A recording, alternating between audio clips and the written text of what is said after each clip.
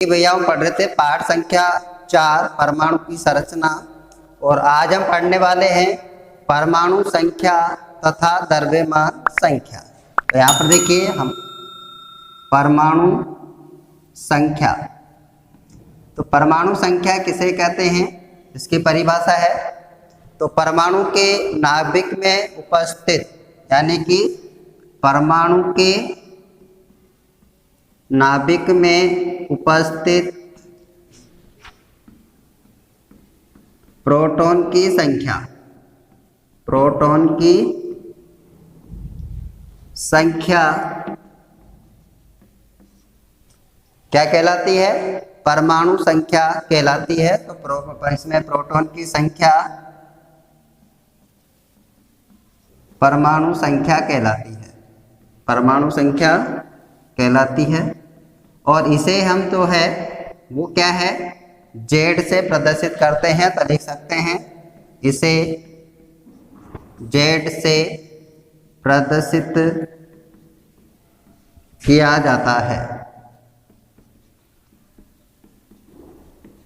यानी परमाणु क्रमांक जो होता है वही क्या होगा, उसकी जो है परमाणु संख्या होगी। और इसे हम किससे लिखते हैं, जेड से लिखते हैं।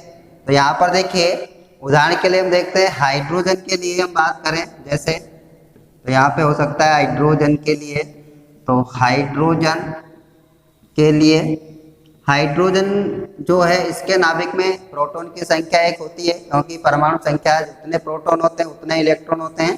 तो यहाँ पर देखिए हाइड्रोजन के लिए हम बात कर रहे थे, तो हाइड्रोजन के लिए क्या हो जाएगा, जेड का मान होगा जेड बराबर 1।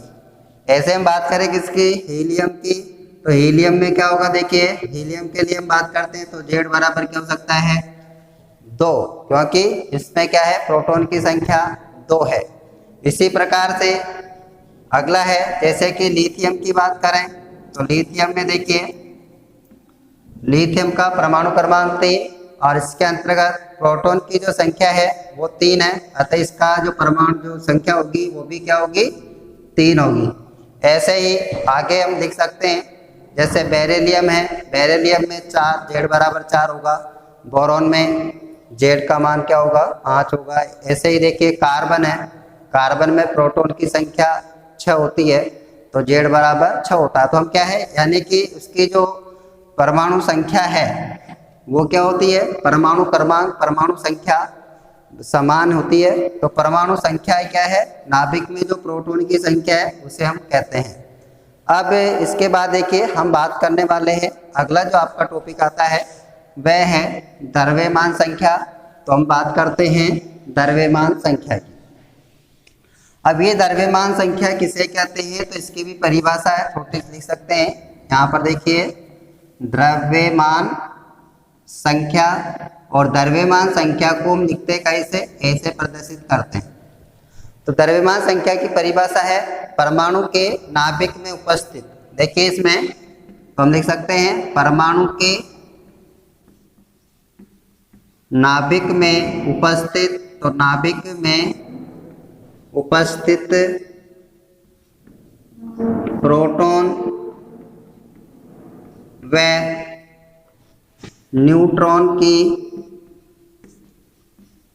संख्या का योग, संख्या का योग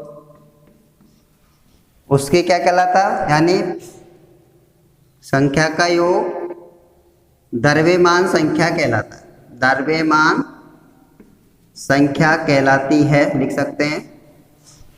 और इसको जो है हम ऐसे प्रदर्शित करते हैं, कहलाती है। तो यहाँ पर देखिए ए बराबर लिख सकते हैं P प्लस N। यहाँ पर P क्या है, प्रोटॉन की संख्या, N है न्यूट्रॉन की संख्या, या फिर हम लिखते हैं A बराबर जेड प्लस N।